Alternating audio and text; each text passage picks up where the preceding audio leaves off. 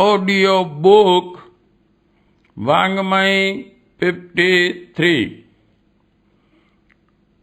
धर्म तत्व का दर्शन और मर्म। चैप्टर 1 पार्ट 8 धर्म एक शास्त्रीय दृष्टिकोण। सच्चिदानंद परम पिता परमात्मा के अनेक संबोधनों में से एक संबोधन है। सच्चिदानंद शब्द सत प्लस चित प्लस आनंद, इन तीन शब्दों की परस्पर संधि होने से बना है। ये तीन शब्द परमात्मा के तीन गुणों के प्रतीक हैं। सत उसे कहते हैं जो आदि काल से लेकर अनंत काल तक विद्यमान रहता है, कभी नष्ट नहीं होता। यथा हम जल को ही लें, पानी आदि काल से लेकर आज तक उपलब्ध है और अनंत काल तक उपलब्ध रहने को संभावना है। यद्यपि पानी का ठोस रूप बर्फ और वायु रूप भाप होता है, जो रूप परिवर्तन का द्योतक है। इन्हीं तीनों रूपों में पानी आदि से लेकर अब तक विद्यमान है। आदि से लेकर अद्य तक चली आ रही प्रवाहमयी धारा को ही सनातन कहते हैं। जगत में विद्यमान प्रत्येक वस्तु की एक विशेषता होती है, उसका अपना स्वभाव होता है, उसका अपना गुण होता है। वस्तु की इसी विशेषता, स्वभाव या गुण को ही धर्म कहते हैं।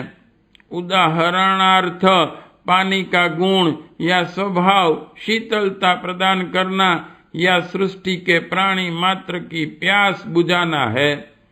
इसी प्रकार अग्नि का गुण ताप और प्रकाश प्रदान करना है। सरिता का स्वभाव सतत प्रवाहित रहना है। पक्षियों का स्वभाव सतत चहकते फुदकते उड़ते हुए आनंदित होते रहना है। पशुओं का भी स्वभाव चौकड़ी भरते हुए मस्ती भरे जीवन का आनंद उठाना है। केवल मनुष्य के संपर्क में आने वाले पशु पक्षी ही जो मनुष्य की अधीनता का जीवन जीते हैं, उन्हें पराधीनता के कारण आनंदमय जीवन से वंचित रह जाना पड़ता है और दुखी जीवन जीने के लिए विवश होना पड़ता है। इसी प्रकार मनुष्य का एकमात्र धर्म आनंद ही है। वह सदा आनंद प्राप्ति की दिशा में ही उन्मुख रहता है। यह बात दूसरी है कि परिस्थिति की पराधीनता के कारण उसे आनंद रहित जीवन जीने के लिए विवश होना पड़ता है, परंतु सतत उसकी चिंतन की धारा दुख से त्राण पाकर आनंद प्राप्ति की ओर ही प्रवाहित रहती है। मनुष्य समाज के तत्वान्वेषी ऋषि मुनि संत महात्मा विचारक चिंतक आदि जितने भी महापुरुष हो गए हैं तथा जिन्होंने धर्मशास्त्रों का प्रणयन किया है, उन सभी ने एक स्वर से दुख से त्राण पाने का उपाय और सुख प्राप्ति का मार्ग ही बताया है। सुख प्राप्ति के मार्ग को ही धर्म कहा गया है। व्यक्तिगत सुख के मार्ग को व्यक्ति का धर्म, परिवार को सुखी बनाने वाले मार्ग को परिवार धर्म, जिससे समाज को सुख मिले उसे सामाजिक धर्म, जिससे राष्ट्र खुशहाल हो उसे राष्ट्र धर्म, जिससे विश्व सुखी हो उसे सार्वभौम धर्म और जिससे प्राणी मात्र सुख की अनुभूति करे ऐसे धर्म को सनातन धर्म कहा गया है। यूं तो धर्म संस्कृत भाषा का एक शब्द है जिसकी शाब्दिक उत्पत्ति धृच यानी कि धारणे धातु से हुई है। महर्षि व्यास जी ने धर्म की परिभाषा करते हुए कहा है, महाभारत क प 69:58। धारण करने से इसका नाम धर्म है।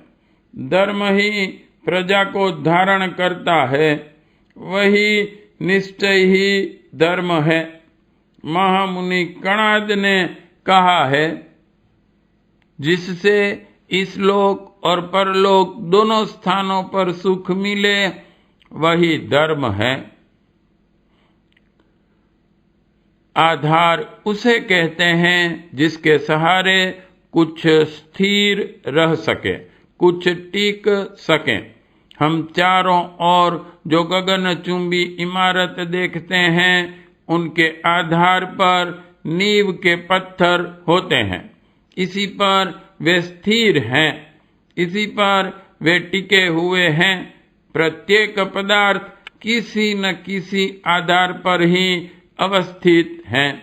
यहाँ तक कि ग्रह, नक्षत्र, तारे जो अंतरिक्ष में शून्य में अवस्थित प्रतीत होते हैं, वे भी एक दूसरे की आकर्षण शक्ति को आधार बनाए हुए हैं। आधार रहित कुछ भी नहीं है। बिना आधार के सनातन धर्म भी नहीं है। सनातन धर्म का अपना एक मजबूत आधार है, जिसके ऊपर उसकी भित्ति हजारों वर्षों से मजबूती से खड़ी हुई है। वह आधार क्या है? वह आधार है सर्वभूत हितेरताः। इसे दूसरे शब्दों में ऐसा भी कह सकते हैं कि सृष्टि के संपूर्ण जड़ चेतन में अपनी आत्मा का दर्शन करना, अपने समान ही सबको मानना। जैसा कि यजुर्वेद में कहा गया है, इसी बात को एक अन्य ऋषि ने भी कहा है, जिसका अर्थ होता है, जो कार्य अपने विरुद्ध जचता हो, दुख मालूम होता हो, उसे दूसरों के साथ भी मत करो। संक्षेप में यह ही धर्म है। श्रीमद् भागवतकार ने भी ईश्वर की प्रसन्नता के लिए कहा है कि हृदय में सब भूतों के प्रति दया होना तथा यदृच्छम लाभ से संतुष्ट रहना। भगवान कृष्ण कहते हैं, जो दूसरे प्राणियों को कष्ट देता है, वह सब प्रकार की सामग्रियों से विधि पूर्वक मेरा अत्यंत पूजन भजन भी करें तो भी मैं उन पर संतुष्ट नहीं होता। मनुस्मृति में मनु महाराज ने भी कहा है, जैसे दीमक बाम्बी को बनाती है, वैसे सब प्राणियों को कष्ट न देकर परलोक के लिए धर्म संग्रह करें। महर्षि व्यास जी ने कहा है, धर्म का सार सुनो, सुनो और धारण करो। अपने को जो अच्छा न लगे वह दूसरों के साथ व्यवहार न करो। सर्वभूत दया ही हमारे सनातन धर्म का आधार है। सब प्राणियों को आत्मवत मानना ही धर्म का उच्चतम आदर्श है, आधार है। इन्हीं सब कारणों से ही हमारे यहाँ धर्म पालन का निर्देश पग पग पर दिया गया है, जिससे हम अपने आधार को, अपने आदर्श को कभी भी न भूल सके। जैसे कि कहा गया है, परलोक में न माता, न पिता, न पुत्र, न स्त्री और न संबंधी सहायक होते हैं, केवल धर्म ही सहायक होता है। आगे कहा है, लक्ष्मी चलायमान है और जीवन चलायमान है। इस चराचर जगत में केवल धर्म ही अचल है। सनातन धर्म कोई मजहब या संप्रदाय नहीं है जो परस्पर शत्रुता के बीज बो देवें।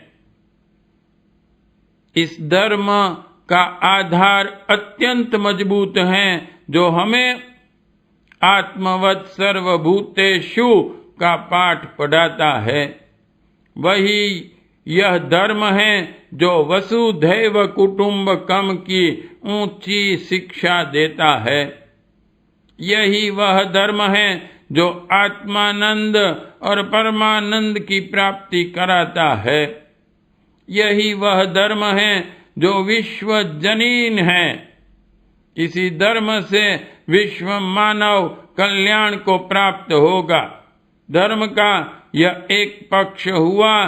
दूसरा पक्ष है अवांछनीयता, अनाचार, असुरता को निरस्त करना। वे 18/2/17 में कहा है, जो संग्रामों में लड़ने वाले हैं, जो शूरवीरता से शरीर को त्यागने वाले हैं और जिन्होंने सहस्त्रों दक्षिणाएं दी हैं, तो उनको भी प्राप्त हो।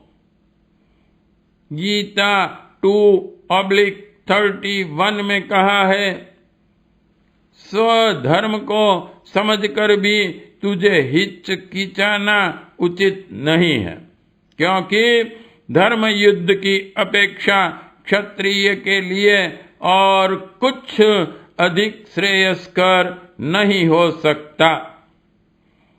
गीता 2/32 में कहा है, हे पार्थ, यों अपने आप प्राप्त हुआ और मानो स्वर्ग का द्वार ही खुला गया हो, ऐसा युद्ध तो भाग्यशाली क्षत्रियों को ही मिलता है। महाभारत में कहा है, जो अपने प्राणों की चिंता छोड़कर पतंग की भांति निर्भय हो, हाथ में हथियार उठाए अग्नि के समान विनाशकारी संग्राम में प्रवेश कर जाता है और योद्धा को मिलने वाली निश्चित गति को जाकर उत्साह पूर्वक जूझता है, वह स्वर्ग लोक में जाता है। महाभारत में कहा है, पानी से आग पैदा हुई जो सारे जगत को व्याप्त कर रही है। दधीच की हड्डी से सारे दानवों का नाशक वज्र बनाया गया। भगवान के सभी अवतार धर्म स्थापना और अधर्म का नाश करने के लिए हुए। दुर्गा का अवतार तो विशेषतया असुरता से जूझने के लिए ही हुआ। सप्तशती में कहा है, जब जब दानव प्रकृति वाले जोर पकड़कर सृष्टि कार्य यानी कि सामाजिक प्रगति में रोड़ा अटकाएंगे, तभी मैं प्रकट होकर उनका नाश करूंगी। भारतीय धर्म और संस्कृति की जननी गायत्री हैं। उसे ब्रह्म वर्चस्वी कहते हैं। उसमें ब्रह्म ज्ञान और ब्रह्म तेज दोनों का समावेश है। उन दोनों ही तत्वों की उपासना करने वाला ब्रह्म तेज संपन्न हो जाता है। इस तथ्य को शतपथ ब्राह्मण में इस प्रकार कहा गया है, गायत्री ही तेज और ब्रह्म वर्चस्व स्वरूप है। उसका सदैव अनुष्ठान करने से तेजस्वी और ब्रह्म वर्चस्वी बनता है। सत्प्रवृत्तियों का प्रसार एवं प्रतिष्ठापना और दुष्प्रवृत्तियों का निष्कासन एवं विनाश ही धर्म का मूल उद्देश्य है। इस तथ्य को जो समाज जितना हृदयंगम कर तदनुरूप जीवन शैली में इनका समावेश करेगा, वह उतना ही सशक्त, समुन्नत एवं शालीन बनेगा। यदि वह इस परिवर्तन के लिए तैयार नहीं होता तो उसे भी विज्ञान की टेढ़ी आंख का कोप भाजन बनने के लिए तैयार रहना पड़ेगा। आधार विहीन धर्म थोड़ी देर ठहर सकता है, विज्ञान की कठोर तर्क शक्ति के आगे उसका यथार्थ स्वरूप ही टिक पाएगा। धर्म एक महान तथ्य और जीवन चेतना का यथार्थ विज्ञान है। उसके बाह्याभ्यंतर दोनों ही स्वरूप व्यक्ति और समाज दोनों के लिए कल्याणकारी होते हैं। ऐसे महान तत्व को दिमागी फीतूर नहीं अपितु श्रद्धा के रूप में देखा, परखा और धारण किया जाना चाहिए। पार्ट 8 समाप्त।